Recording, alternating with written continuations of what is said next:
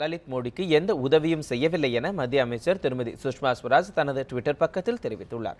IPL cricket நிதி மோசடியில் சிக்கியுள்ள ஐபிஎல் முன்னாள் தலைவர் லலித் மோடி இங்கிலாந்தில் தஞ்சம் அடைந்துள்ளார். அவர் வெளிநாடு செல்ல விசா பெறுவதற்காக வெளியுறவுத்துறை அமைச்சர் திருமதி சுஷ்மா ஸ்வராஜ் உதவி புரிந்ததாக சர்ச்சை எழுந்தது. இதேபோன்று ராஜஸ்தான் முதலமைச்சர் வசுந்தரா ராஜேவும் லலித் மோடிக்கு உதவியதாக குற்றம் சாட்டப்பட்டது.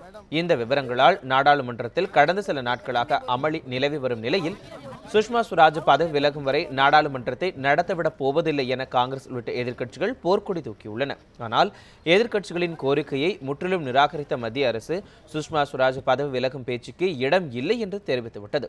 இந்த நிலையில் லலித் மோடி விவகாரத்தில் இதுவரை மௌனம் காத்து வந்த சுஷ்மா ஸ்வராஜ் லலித் மோடிக்கு எந்த உதவியும் செய்யவில்லை என விளக்கமளித்துள்ளார். இது தொடர்பாக தனது ட்விட்டர் பக்கத்தில் கருத்து தெரிவித்துள்ள சுஷ்மா ஸ்வராஜ், லலித் மோடிக்கு விசா கிடைப்பது தொடர்பாக எந்த கோரிக்கையோ அல்லது பரிந்துரையோ செய்யவில்லை என்றும் அமைச்சர் என்ற முறையில் நாடாளுமன்றத்தில் மட்டுமே விளக்கமளிக்க முடியும் எனவும் தெரிவித்துள்ளார். லலித் மோடிக்கு உதவியதாக கூறப்படுவது முற்றிலும் தவறானது என்றும் திருமதி சுஷ்மா ஸ்வராஜ் குறிப்பிட்டுள்ளார்.